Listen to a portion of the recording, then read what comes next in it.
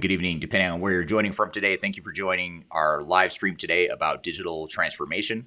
My name is Eric Kimberling here with several guests who I'm going to introduce in just a moment. But before I do, just a couple logistical items. First of all, today's topic is change management lessons from an active digital transformation. So we have a change management consulting team here with me today that I'll introduce in a moment that's going to unpack a sort of in progress case study of a digital transformation and some of the change management and change factors that go into that transformation. Before we introduce our guests, though, just a couple logistical items. We are streaming live to LinkedIn, Facebook, Twitter, and YouTube. So thanks for joining today, wherever you're joining from. We encourage you to ask questions along the way. So I've got a few questions to get us started, but I really encourage the audience to jump in with questions in the chat box. Whatever platform you're listening or watching on, I'm watching the chat stream, so we'll get whatever questions you submit. We'll see it here live as we're recording. Secondly, this live stream is going to be part of our weekly Transformation Ground Control podcast. So you're getting to be part of the live production of the podcast. This interview becomes part of the full episode that comes out a week from tomorrow. So be sure to check out that podcast if you don't already subscribe. It's called Transformation Ground Control. It also premieres on these same 4 platforms that we're streaming to today, as well as all the audio podcast platforms as well. So be sure to subscribe to that show if you don't already. And then just to get us started, before I introduce our guests, if you could just drop in the chat where you're joining from today. What city and country are you in? We tend to get a global audience, and we tend to have a global perspective on these digital transformation topics.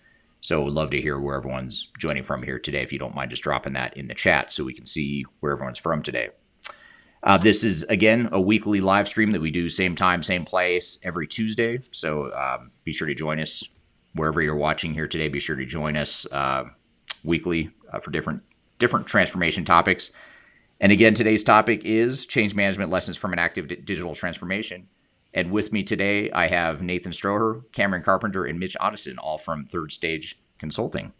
So Nate, I'll start with you. Welcome to the show. Thank you, Eric. I'm Nate Stroher, and I'm a practice lead here at Third Stage Consulting, and have spent most of my career in IT and specifically around digital transformation and change management, and work on a lot of our change management clients here at Third Stage. Great. Well, thanks for being here. And then Cameron Carpenter, thank you for being here as well.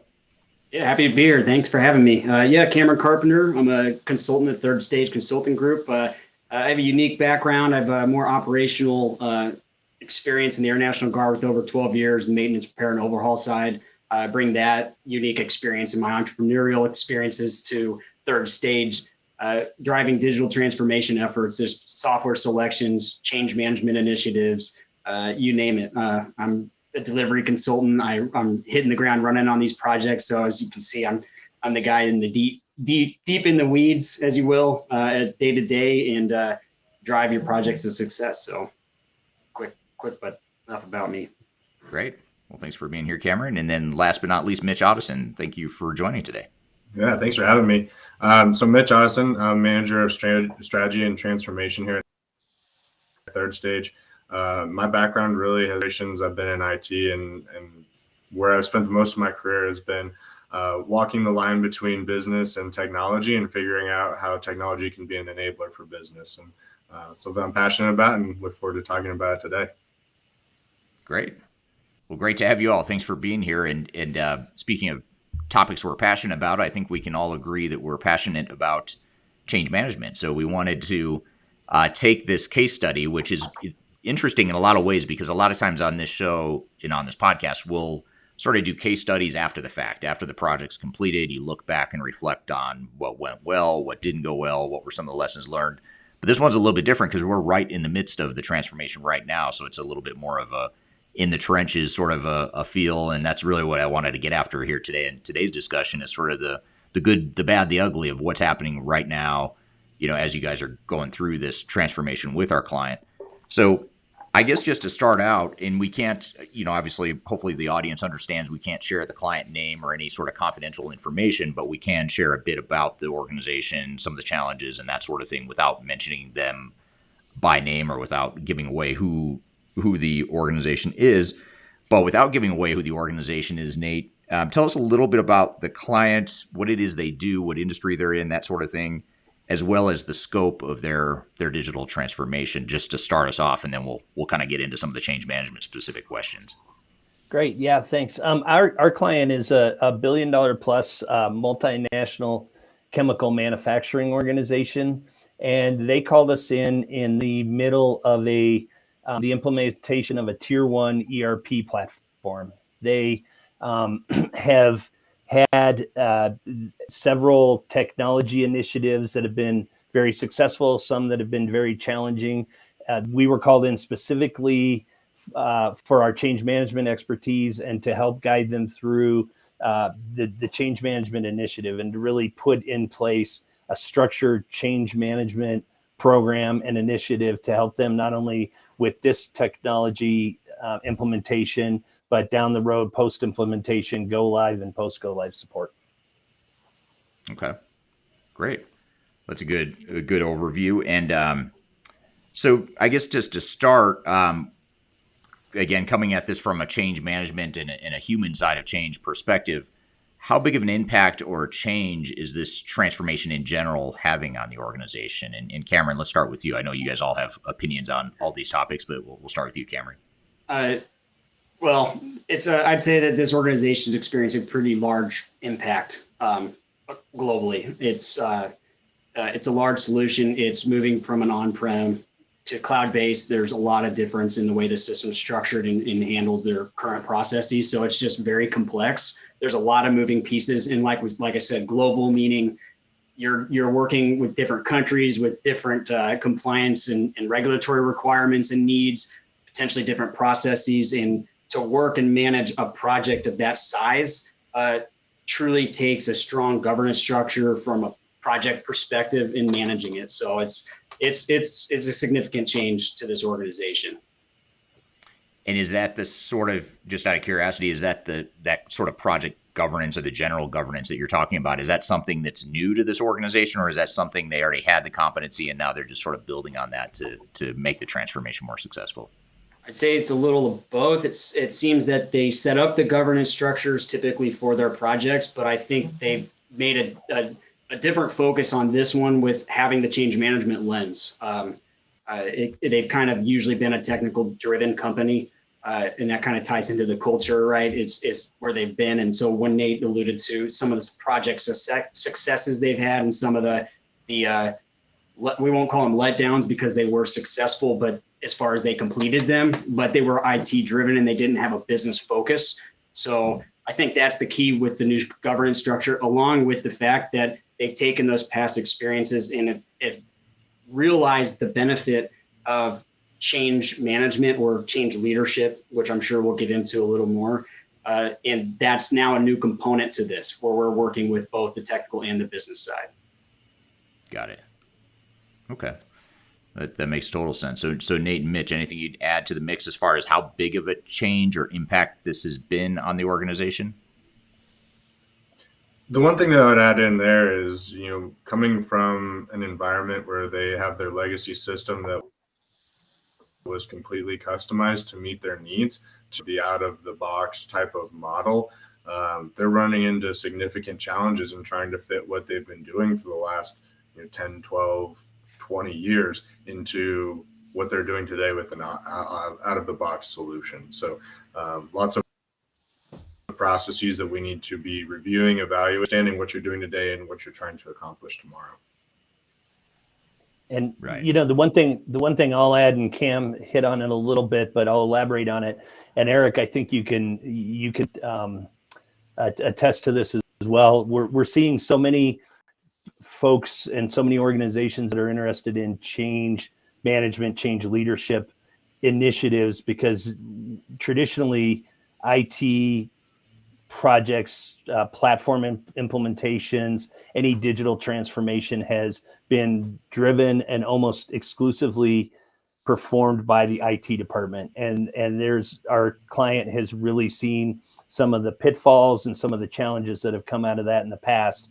And this is really a chance for them to get the organization involved. And we're going to hit on this later down in our discussion, I'm sure, but it's really trying to get people to say, you know, this is something we need your input and we need you to be involved. And you can't just say lift and shift and we'll train you how to use this platform. You need to be involved in setting this up and you need to be involved in the change from the beginning. Yeah, great point.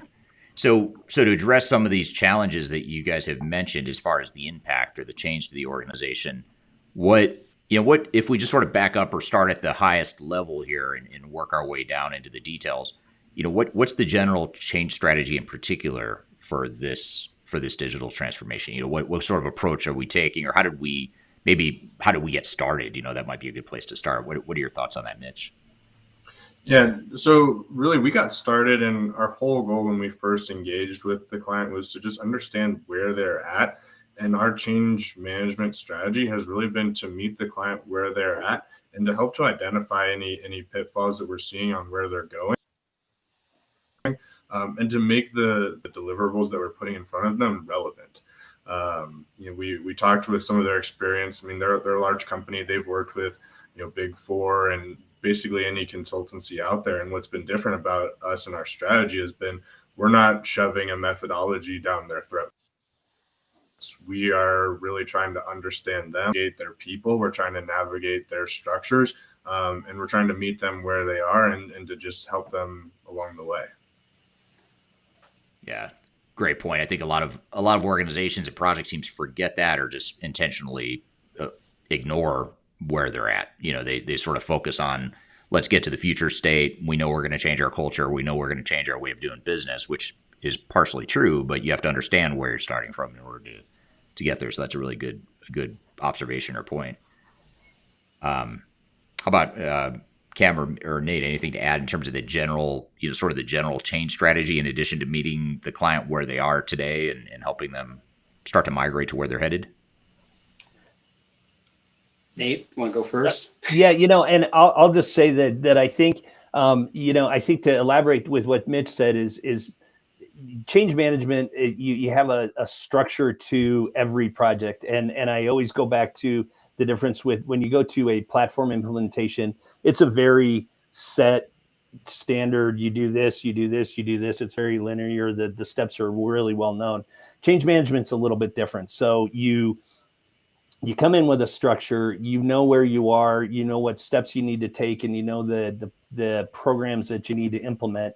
But it's a constantly changing and it's constantly shifting to the needs of the client and to the strengths and to the comfort level of the client. So while we come into a project like the one we're on now, we know, like I would say, I'd use the analogy of building a house. We know the steps you need to take to build a house, but you're going to be working with the client throughout the project to adjust the intricacies of what you're doing to meet what their needs are. So it's not just a one size fits all solution.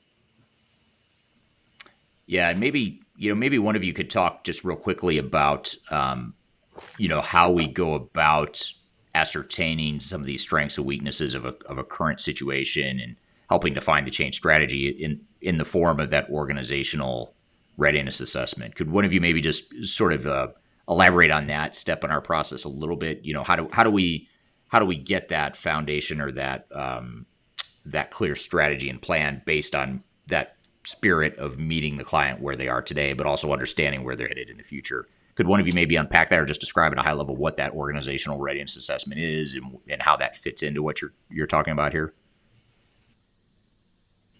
Yeah, I'd be happy to take that one. Just things that we do in an assessment like this is to try and bucket observations into themes. And by taking these themes and applying a broad strategy to a theme, we're able to take a pretty broad abstract topic and turn it in. When we're talking with our client, we often try to identify things such as resistance, but there's multiple types of resistance. There's intentional and unintentional, and you tackle those things differently based on whether or not someone is resisting the change because they just don't like the product at all, they weren't included, or maybe it's unintentional being a detractor, and we need to help to guide them along. And it's a change in approach based on where each one of those changes falls into those buckets of themes. Yeah. Yeah. And generally we get to those themes, or we conclude those themes based on sort of a two-prong change readiness assessment, where we go in and we do online anonymous surveys, but we also do qualitative focus groups. And then during that data gathering, quantitative and qualitative data gathering, and we use that input to then analyze, to understand what are the nuances of this particular organization compared to others that we work with, and what are the pitfalls that this organization is going to face, and ultimately what is the most effective change strategy and plan that we can tailor for this particular situation. So I think that, that upfront assessment piece really gets to the heart of what you guys are saying, which is so important, which is to sort of frame this, or to create a strategy and plan that is not one size fits all, but is more specific to a client's particular situation. Yep. Just real quickly, before I get to more questions here, I want to get over to the audience here real quickly, just to give a shout out to some of the people joining from all over the world. We have VJ on LinkedIn that's joining us from Hyderabad, India. Georgiana from the UK, and Clevedon. I apologize, I'm not familiar with that city in the UK, but thank you for joining here today. Kyler, my podcast host, is joining us here in Denver, where 3 of the 4 of us are based here today. Mohammed on LinkedIn from Saudi Arabia, Reddy from Saudi Arabia, Reina from Denver, Colorado, Nat from Thailand. We have someone from Pakistan, Germany, India, Argentina, Atlanta, India, Atlanta again, Bangladesh, India. So thank you everyone for joining all over the world. Really appreciate it. And if you have any questions, or as you think of questions, please drop those in the chat. We'd love to get to those questions that you have as well, as we get going here in the conversation. Here's a question actually from the audience that I wanted to get to, which is sort of builds on what we were just talking about, how you tailor some of these change strategies and solutions for a specific client situation. But it also gets into another sort of subtopic or thread within that discussion of, the pitfalls of initial implementation being IT driven versus business driven. And this is from Wilson over on YouTube, who asked the question here. And I suppose it's not really a question.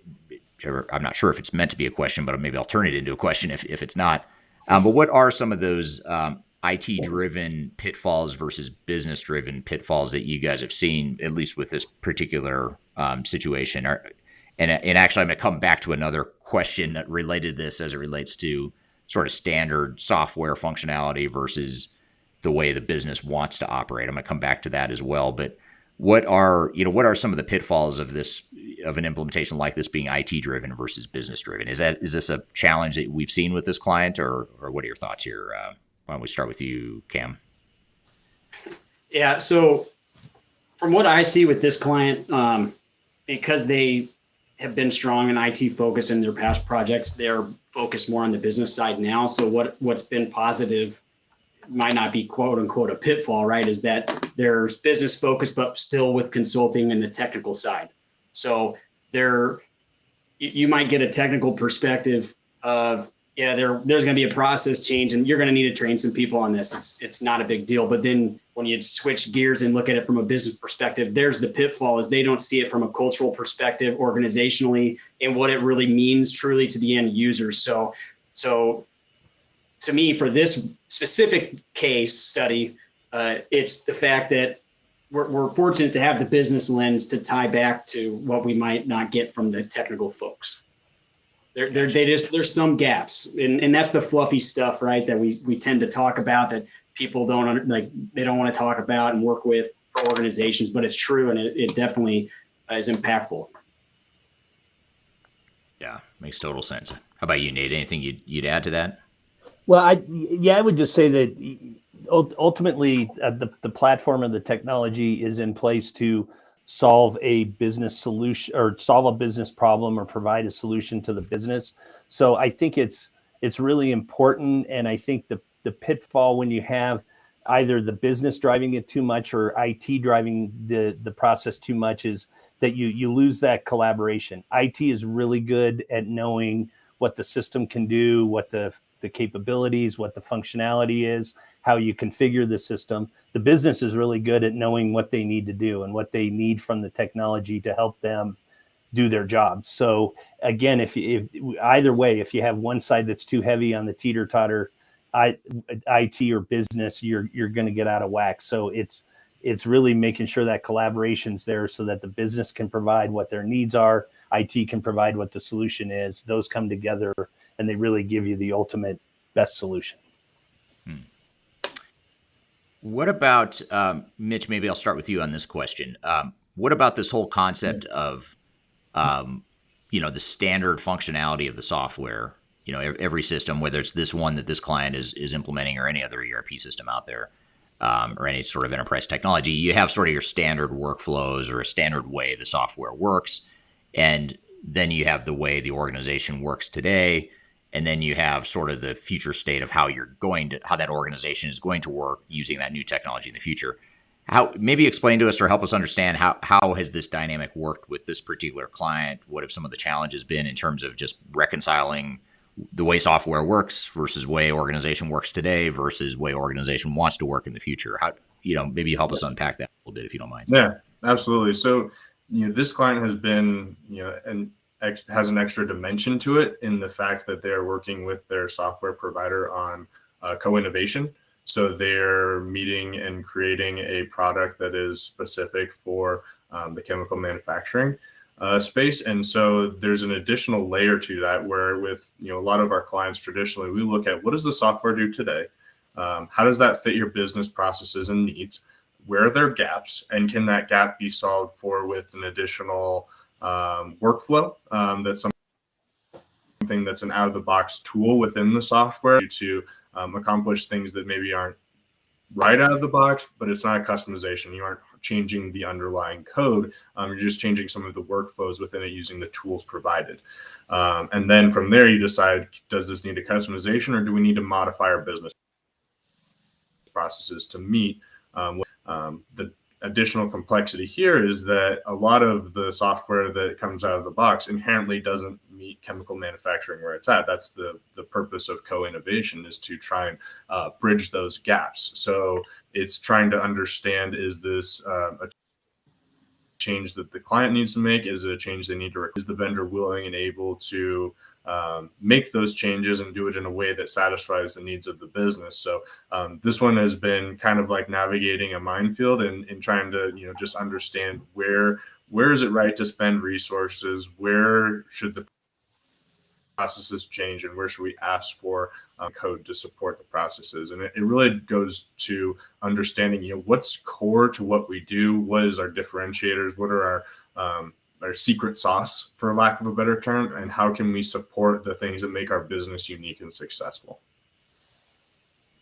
So how, Nate, I'll ask you this, how successful or how open to what Mitch just described, how open has this particular client been to that approach, or how has that played out in actuality? I mean, what Mitch just said makes total sense. I completely agree. But then there's the reality of it's usually a little bit messier. It's a little bit messier than that. But how has it been with this particular client? Are they finding that navigating that balance of, leveraging workflows out of the system versus changing things to the system that they need to change? How are they navigating that? How would you describe the way they're going about that? Well, I think, and this is interesting, and we just had this discussion yesterday on one of our status update calls. But I think as the client's getting more and more familiar with the process, and as they're starting to see some benefits and some buy-in, for lack of a better phrase, they're starting to buy into the process. So I think change I think is while change is a subject is everywhere in our life, I think change management to an organization is fairly foreign. So I think where we're seeing a lot of the success with this client, and where we've seen it with a lot of our clients, is the fact that as you start to take those baby steps and you start to include them and you start to talk about the cross-functional changes and the organizational changes they'll be seeing, and they'll be encountering over the next 6 months, year plus, they're starting to buy into it, and they're starting to get open to it. So there's that gray area, and it's that gray area of literally to the point where sometimes you'll start off and they say, why are we even doing this? Let's just implement the software. let's just use the functionality that's there, let's not worry about it, to, hey, I have buy-in on this, I make a difference, you're listening to what my business needs are, to where they really become an integral part of this configuration and this implementation. So it's definitely one, and I don't think this is unique to our client today, where the more and more they start to see results, and the more and more they start to become involved, the more they open up. And it's really a cool thing to see throughout the process is it really starts to build momentum, and it's going to be building more and more momentum as we go forward.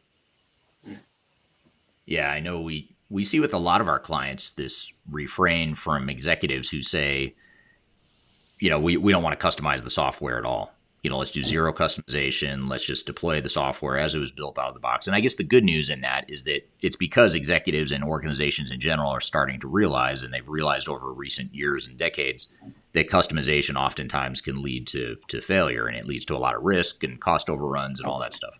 So that's the good news. At least it's coming from a good place. But the reality is that you can't just draw a line in the sand and say, we are not customizing the software, we're just using it out of the box, especially if it's a enterprise-wide technology like a big tier 1 ERP system. There's just no way those systems can be everything to everyone. So I think that challenge is difficult for a lot of organizations, because I think they have in their minds, it's sort of like one or the other. We're either going to customize or we're not, when in the reality is that you've got to find the right balance for you, and you might come up with different answers and different conclusions based on different parts of your business and the secret sauce of your business, like you said, Mitch, and all that good stuff. So those are really good points. What about this question here from Kyler, who is our podcast host here, listening and joining in the background here? How do you address that change trauma in these types of large global organizations? If something went poorly in the past, I assume employees might be more hesitant to embrace new processes or technologies? ? I see you guys all nodding here, so this should be an interesting response for this particular client. Is this something that resonates with this client? What are your thoughts, Cameron? Is it something that sounds familiar? Well, yes. And part of that is the fact that most of their past projects have obviously been IT driven. So when we are discussing and talking, it's really trying to take them along the journey to coach and train them on the change process and what it means, and to create that feedback loop, so that when we're hearing from the business and from those key folks that have experienced change trauma in the past, right, that it's getting to the proper folks within the governance structure of the project and escalated in the appropriate manner, so that their voices are being heard. So I think that's the key, right? The business is a part of this, and there is a structure in place to communicate and work through the changes and escalate them as necessary. So definitely you see it here. And the positive is because the business is involved and they're passionate, they're going to speak up, because it impacts them and it impacts their people.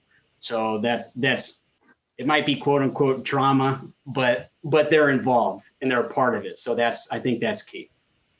Right. Yeah, it makes total sense. And actually, I want to build on that with a follow-up question for you, Mitch. And this is actually coming back to something that you mentioned sort of in passing, but I think is a really good point. And Zishan on LinkedIn has a question here of how would you elaborate on, let's talk about intentional and unintentional resistance. He's just asking about intentional resistance, but let's talk about the difference between the two. And maybe if you could, maybe just give an example of, of what we've seen, especially an example of unintentional resistance, because I think that's the one that creeps up on you and surprises you in a lot of changes. Yeah. But how would you describe that difference to start? Yeah, absolutely. So, intentional resistance, I view it as someone who just is not bought into the change. They don't understand the need for the change. They've been doing this process this way for years, and they're comfortable with it. And with the intentional resistance, it's very clear and very easy to pick up on, hey, this person is really not interested in this. They're not bought in. They could either be vocal about it or they can be very shut off about it. But it's usually pretty clear. The unintentional resistance is really the one that creeps in on you. And it's more, I would describe it as discomfort. And you oftentimes pick up on it based on the questions that people are asking. When they're describing a way that a process has been run for such a long time and how they just can't see how it could ever, but they're doing it in a way that is supportive and comes off as collaborating. And you see that they're really just not bought into what it is that we're doing. It's the same, consequence where the buy-in isn't there, and it's just we need to bridge that gap a little bit more. But it's often a lot more, and so that one's a lot harder to pick up on and to do something about, and often more difficult to address because it's often the people that seem pretty positive about the project, seem pretty positive about what's going on. They're just not bought into the change and how it's going to impact them. And oftentimes it comes from a place of not knowing what the future holds, not knowing how my job is going to change based on this. And so what we try and do to address the unintentional resistance is to give a clear picture, or as clear as we can, on what's changing, why it's changing. The why is huge. But then also sharing a vision for the future. Your manual process that you've been doing this way and takes up 20 hours of your week, you can spend time working on other cool things that you haven't had the time to do that are there. So there's efficiencies that can be gained, and oftentimes people know that there's cool work that they can be doing. They just don't have time to do it. Yeah, that's a great point. And you hit another really good point, which is the unintentional resistance is way harder to detect. And in fact, I'd go even one step further and say it's almost misleading because it's unintentional. And so on the surface, the people or the work groups are on board. They're saying they're on board, and who knows, maybe they really are on board at the idea of change. But then once you start getting into the details of what the change means and how it's going to affect them and how it's going to really rock their worlds, then you start to get the pushback, not because it's coming from a bad place, but because there's fear, there's uncertainty, there's confusion, whatever it is. So that unintentional resistance is a lot more difficult to encounter for sure. Cameron, I'll ask you this question. I don't know if part of me thinks this may not be a fair question, but I have to ask it anyway to see if you have a good answer. But do you have any examples from this particular client of either work groups or individuals that have demonstrated maybe that unintentional resistance, where maybe on the surface they're on board, they're excited, but you get into the change and you start to really push on what the change means and how their processes are going to change or how their job's going to change, and then you start to see pushback. Have you seen any either examples of work groups or individuals where that was prevalent in this particular client? Yeah, well, yeah, I think so, because initially when you're going through, there's one big specific change impact that just pops up in my head. It's completely changed, like flipping them 180 from the way they do it today. It's in a large part of the organization with the operational side and key part of the business. And so as they're standardizing and pushing to that, initially we're watching the demos and seeing what it's going to be like. But as the project has progressed, there's been more and more frustrations and more involvement with other folks outside of the initial group. And you can see that there's the water cooler talk, and it's kind of transitioning and bubbling up, if you will, right, into something that's more extensive and more global. It's impacting a ton of folks. So I don't know if I encompassed it enough from the intentional perspective, but when it snowballs and it starts little and they're watching and they're on board, and then it's just kept growing and growing, we're seeing from an outside view this, it's the snowball's as big as the house now, right? It's gone to a point of escalation and explosion, if you will. So maybe in the earlier stages. Yeah, so you see some fires burning or some fires brewing. Yes. as it relates to that. Yes, absolutely. And I'm sure Mitch or Nate could elaborate on that, because everybody's been all hands on deck for conversations around this change impact specifically. Mm-hmm. And they can put it from their lens of what they've seen from their side. I think the one thing that I would add, and we have, it's one of the predominant work streams within this organization, has been from the beginning. They've had this, it's just a lift and shift mentality. We will literally take the old software, implement the new software. Everyone knows their job. The processes aren't going to change. Everything's really going to be the same, with the exception of some minor changes to the look and feel.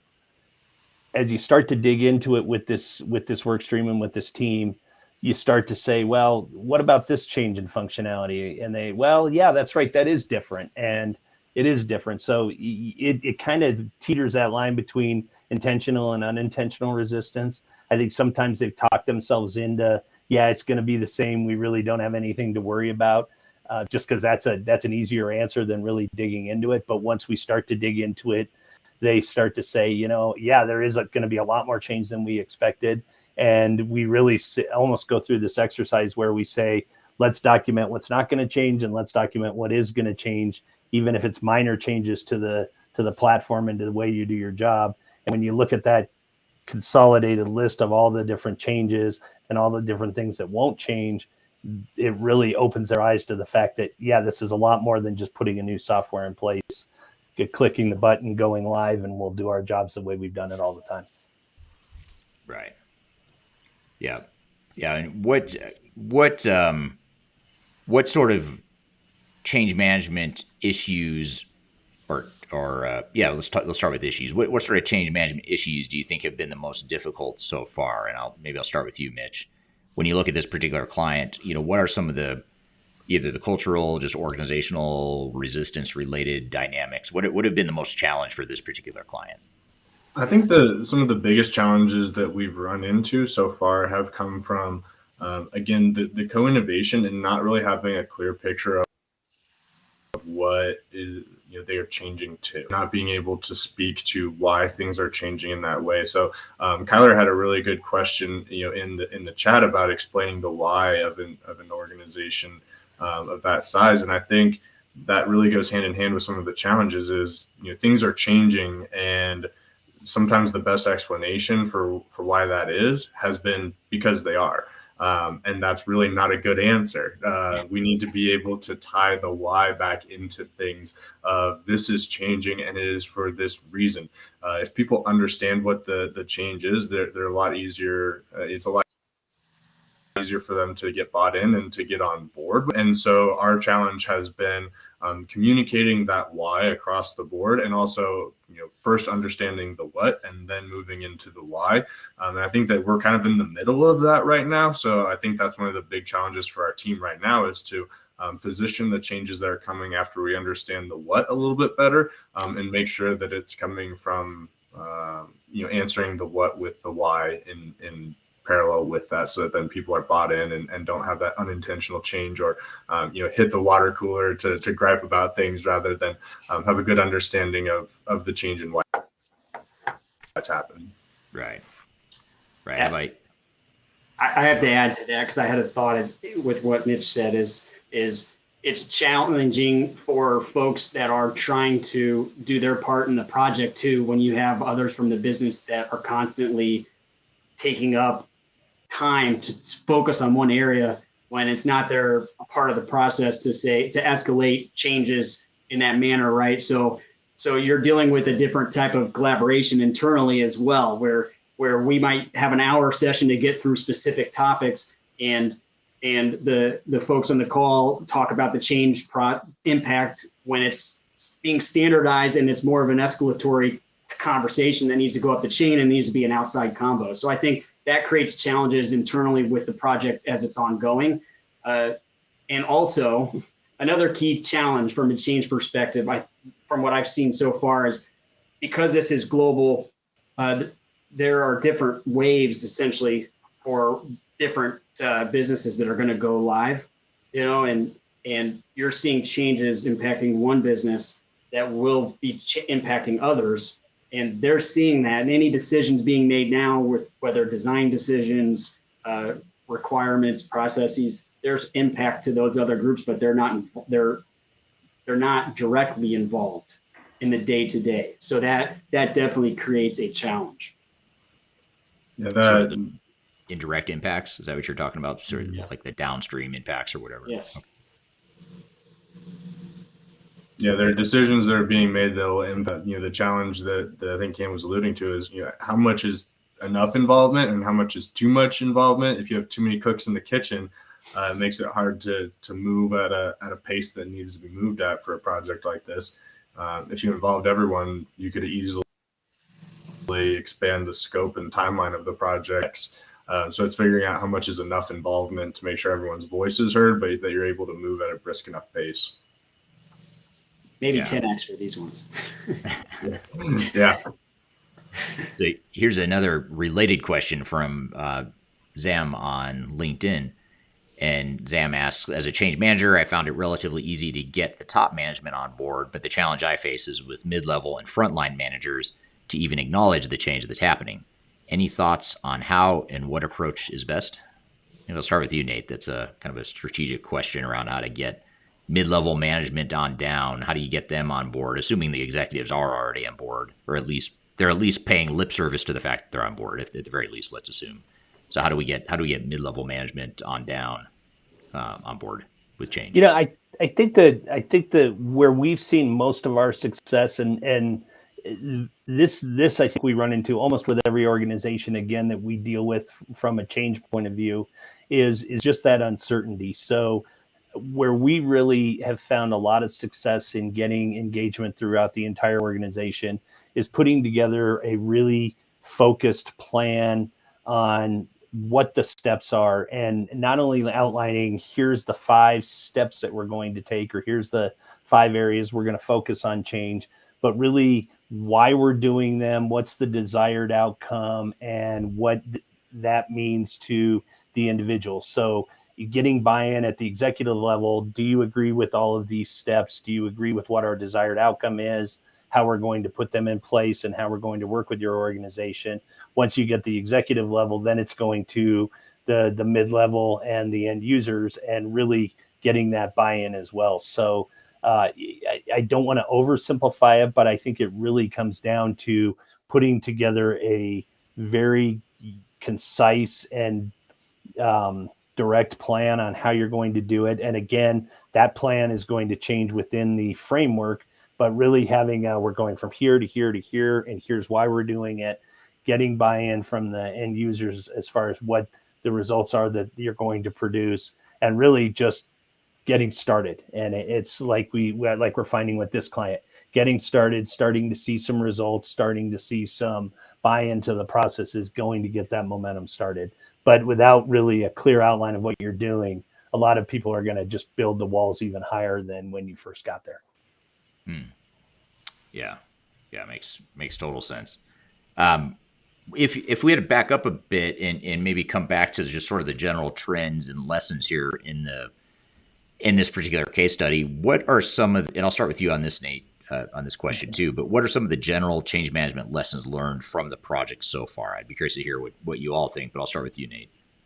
Yeah, and I'll outline 4, and Mitch and Cam, you can jump in or circle back after I briefly introduce them. But I think first and foremost, it's never too late to start a change management engagement. We would have been involved with the client that we're currently working with from the beginning. We were called in about 6 months into this implementation. We had a lot of catching up to do.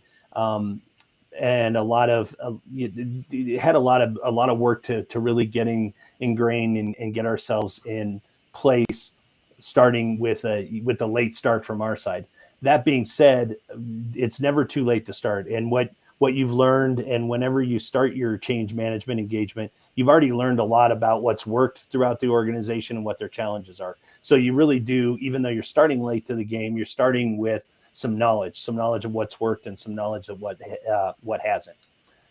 Second, I would say is change is an ongoing effort. It's not. This is definitely something that is a dynamic process that you're not only going to be engaged in through go live, but post go live as well. So the one thing we're really learning with this client is, again, we're outlining the steps, we're outlining why we're doing it. But we're also very quick to point out to this client, the answer today might not be the answer tomorrow. It's a sliding scale, and we're really working towards managing the change and managing what's going to be the best for them to take best advantage of the platform we're implementing. And then the last 2, it's this is something that we're not familiar with, and I think Mitch and Cam and I have alluded to this a lot. We're coming into a situation where people are not really comfortable with change management. They're not really familiar with the topic. So it's something that we really, you really need to, again, at every point emphasize what we're doing and what's the desired outcome. And, I think finally the biggest lesson we've learned, and one of the major lessons we're learning and growing with on this engagement, is celebrating what we've accomplished and really taking a stance of what we've accomplished, where we stand, and where we're going, and really starting to celebrate, here's kind of some of the things that we're discovering, here's some of the changes we're seeing, and here's some of the results that are coming from it. So that as people are grinding through this, it's not just a slot, just wading through the marshes, but it's actually saying, hey, we're making progress, and here's where we are on the continual effort going forward. Yeah. Now, what about, I want to come back to the first one you mentioned, Nate, you playing catch up and us coming in 6 months in. Just help us understand what sort of triggered this client to recognize relatively early. It was later than we'd like, and it wasn't ideal, but client did at some point relatively early in the project realize they needed change management help. And this actually ties to a question that Kyler has as well, which is, what are some of the signs that an organization needs outside change management support? But in this case in particular, what did the client see? What were they seeing or feeling that made them realize that they needed help with change management? Mitch, do you want to jump in that? I can answer it, but I think you've got a pretty good perspective. I saw you nodding your head there. Yeah, so I think everyone can benefit in some degree from outside change, just in the fact that you come in with a completely unbiased third-party opinion and observations. So I think the writing is on the wall in some way, shape, or form for just about every organization out there, especially with a project of this magnitude. Like, if you're just in there going and tackling things the way that you have, one's perfect at change management. And so getting a partner to come in and give you that unfiltered opinion and also game plan for how you can tackle some of the challenges, because there will be challenges, is incredibly valuable. So I think that's a really broad answer to that, but I really do believe it's true for just about any organization, at least every single one that I've been engaged with. And I think to be a little more specific to this client as well, we heard so much, and we're still hearing it today. They just came out of, or I guess they're just coming out of a platform implementation, not an ERP platform, but another technology implementation that they had a lot of challenges. And I think they quickly realized in doing their post implementation analysis that when they addressed the change, they had success. When they let it be driven by the IT group only and not including the business, that's when most of their challenges came forth. So they really are fresh out of, I don't want to call it a failure because it was a successful implementation, but I think there's a lot of battle scars that they're feeling, and they were able to identify the fact that they didn't have a real formal change management or change leadership, as they call it, program in place, and they really saw the need for it. So when they came to us and we outlined, here's what we can do, and they were able to tie that back to some of the success they had. They said, hey, you know what you guys are selling us and what we've seen as success in the past, really they match. So we really can see the value in your solution. Let's get you involved, even though we're starting a little bit late to the game. Let's get you involved because we know that this is an ongoing process, and it's not just a 9-month implementation, but it's an implementation and a post-go live support as well. Yeah, great point, and great examples there of how that change or the need for change is recognized within this organization.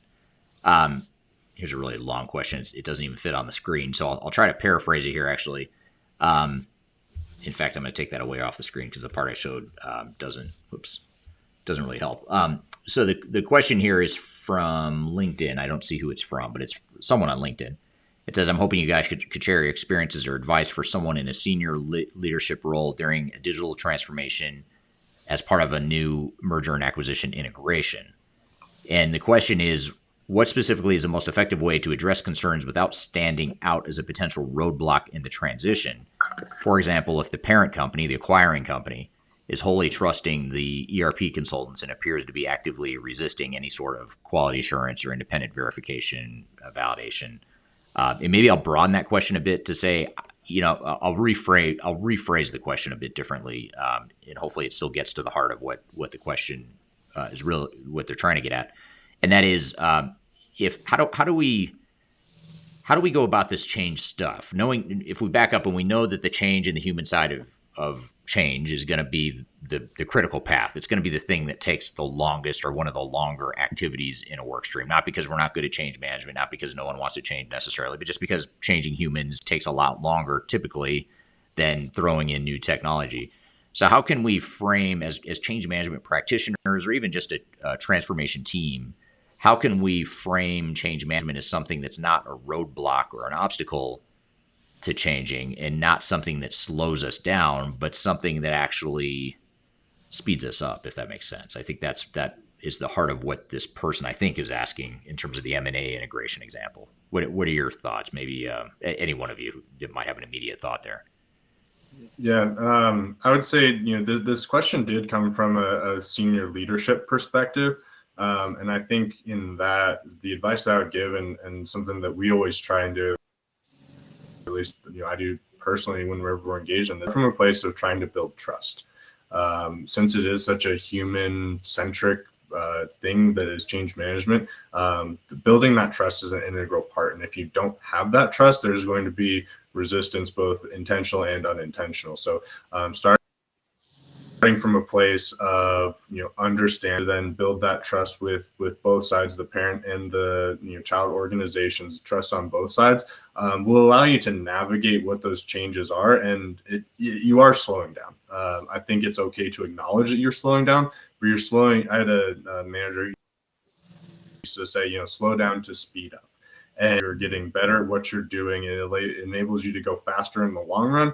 But right now we are slowing down. We're taking our time, and we're taking a thoughtful approach to how we're handling this, because if we speed through it, it's going to jeopardize the rest of what we're trying to build and accomplish. And I think labeling and identifying that and being okay with that, and coming from a place of building trust is a great way to navigate that. Yeah, and it seems like, I think, first of all, you have to recognize what you're going fast towards. I think a lot of times organizations think, well, this change management stuff, it slows us down. We're worried too much about people. We should just be building technology. Well, the reality is, in that case, yes, you're moving quickly, but you're moving really quickly towards a cliff, and you're about to go off that cliff. So change. Yeah. You could argue that change management is an obstacle, or it's slowing down your change. Well, I guess you could say that, but it's keeping you off from jumping off a cliff. I mean, why not nudge the organization in a direction that's actually going to be a lot more productive and of benefit longer term? I think that's really the question. I would kind of spin that question into that follow-up thread there. Well, and the thing is how do you if you don't package and understand the change and then develop action planning around it, you get to okay, we put it in and we go live. Now what? You drop support. You don't work with your folks. Now they start creating workarounds. They don't adopt the change. They're going to try to get the work done however possible. And now you potentially cause more heartache and pain, because you're going to have to come in and try to work through those. And those pains and those workarounds and those issues following post go live can trickle to customers. It can trickle out to other folks, which could potentially cost you. So I think the go slow to go faster makes sense from a perspective of encompass the change, understand what it is, create proper action planning around it in post go live support. And this is coming from the mindset of somebody who's in the trenches digging and is seeing it, right? It's how we create action around it, right? Not just talk about it, but what we do about it. And that's having support from leadership, senior leaders, and then that messaging, communication, training, engagement that we do within the mid-level to the bottom, right? Senior leaders or strategy, what's the vision, mid-tiers, what are we going to do to manage this, and users and the lower level tier, how do we do it, right? So it's different levels of engagement. Yeah. Yeah, it makes total sense. So in the minute or two we have left here, I want to ask sort of a lightning round summary sort of a question to tie this all together. And I'll start with you on this one, Cameron. But what advice would you give to an organization about to embark on a big change initiative like this one, knowing what you know now and what you learned in this particular case study and others? What advice would you give? How would you summarize the advice you'd give?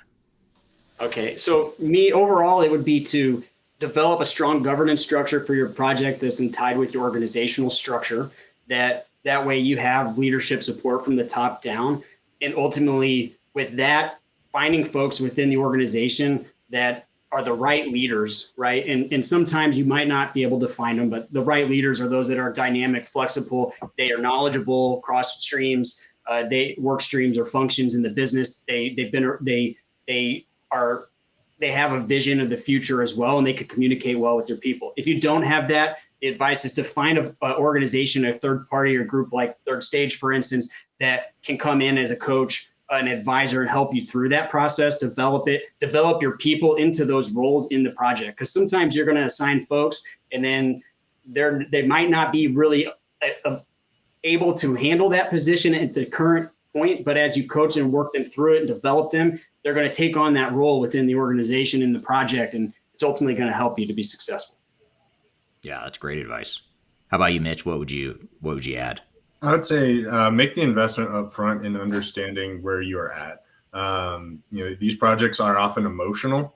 It's just the nature of them. And so facts kind of help you make sure that things stay unemotional. So understanding your current state with facts, with diagrams, with a really rock solid understanding of where you're at and where you need to go can help you to navigate some of the changes and the emotions that come from the changes. And then, since it's not a perfect science, everyone can be better at change management, even the best change management, or getting that outside perspective is really helpful. And, lean on your support. Yeah, makes sense. And last but not least, how about you, Nate? What advice would you give to an organization about to start a big change initiative like this one? I think that the most important, and we've hit on it a little bit here, but I think we see it with every client, and that is you have to have buy-in and you have to have leadership. Leadership needs to drive the change. They can't just go to their organization and say, guys, it's time for you to change. You take this program and you run with it. Leadership has to be involved along with everyone else in the organization to drive the change home. So I think be it a change management project, any implementation, any project, any digital transformation project, the change has to start at the top and it has to be consistent throughout the project. Yeah, it's great advice. I mean, those are all three really good responses, and this is a topic we could easily spend another hour or two or three talking about. So I really appreciate your guys' time, and we started to scratch the surface, and I suppose that probably means we should do a follow up at some point and go even deeper, or especially once you've gotten a little bit further into the change initiative, just to see what additional lessons learned you have. It'd be interesting to pick that up again later. So want to thank the three of you guys for being on here today. Really appreciate your time, and appreciate all the great feedback and lessons here you're sharing with us. So thank you for that. And thank you to the audience for the great questions and for being here today. You can, again, find this live stream as part of our Transformation Ground Control podcast, which is released a week from tomorrow. Every Wednesday there's new episodes, but this interview will be featured in the episode that comes out a week from tomorrow. Be sure to check us there on LinkedIn, YouTube, Facebook, Twitter, or any of the audio podcast platforms. And thank you for that. And thank you for the great questions. Hope you all have a great week. And we will see you all next time on the live stream. Have a great week in the meantime. Take care, everyone. Thank you all. Thank you. Bye, guys.